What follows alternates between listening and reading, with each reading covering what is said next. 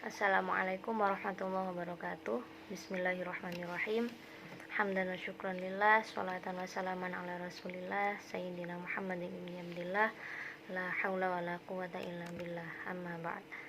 Yang kami hormati Bapak Fikri Farihin MPDI selaku dosen pengampu mata kuliah Administrasi dan Supervisi Pendidikan, dan rekan-rekan seperjuangan kelas 5 PAIB yang selalu dalam lindungan Allah Subhanahu wa taala. Amin. Pada kesempatan kali ini kita bahas sedikit mengenai motivasi dalam lingkup administrasi dan supervisi pendidikan. Motivasi merupakan keinginan yang terdapat pada seseorang individu yang merangsangnya untuk melakukan tindakan-tindakan atau sesuatu yang menjadi dasar dan alasan seseorang berperilaku.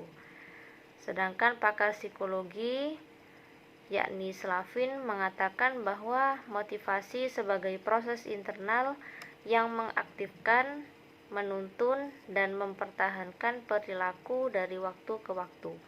Dalam bahasa sederhana, motivasi merupakan sesuatu yang menyebabkan kita melangkah, membuat kita tetap melangkah, dan menentukan kemana kita mencoba melangkah.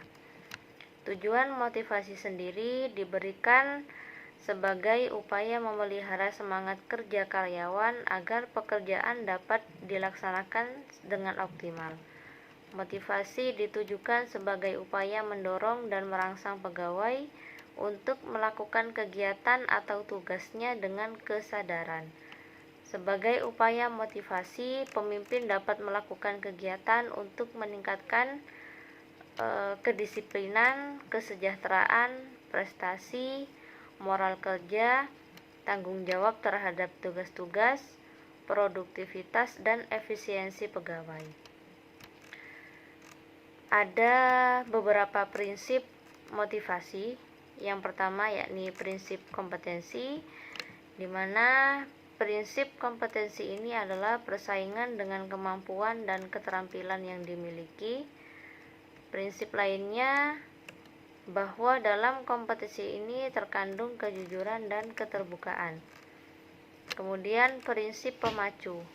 Pemacu di sini merupakan upaya dalam memberikan sebuah dorongan yang berupa tindakan positif sehingga pihak yang diberi motivasi menyegerakan melakukan tindakan tersebut. Prinsip ganjaran dan hukuman.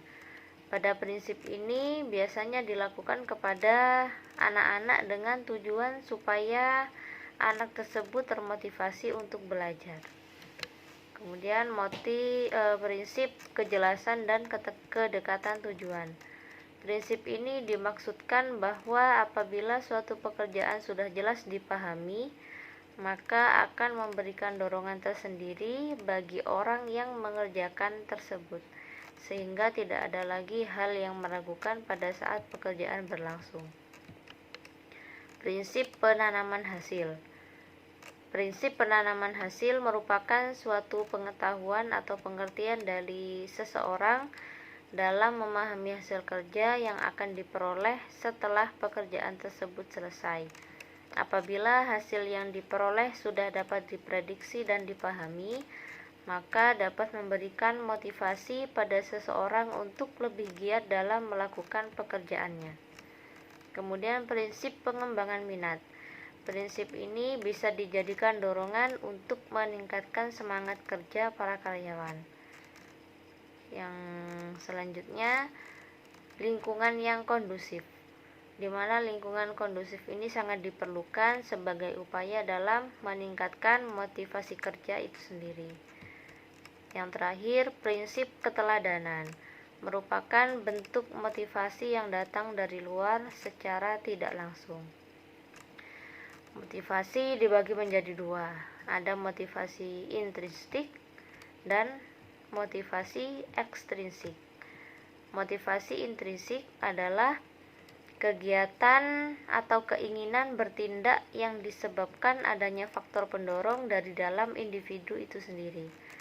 Penelitian The Champ menyatakan bahwa individu yang melakukan kegiatan yang didorong oleh motivasi intrinsik, maka kegiatannya adalah untuk mencapai tujuan yang merupakan dari hasil kegiatan itu.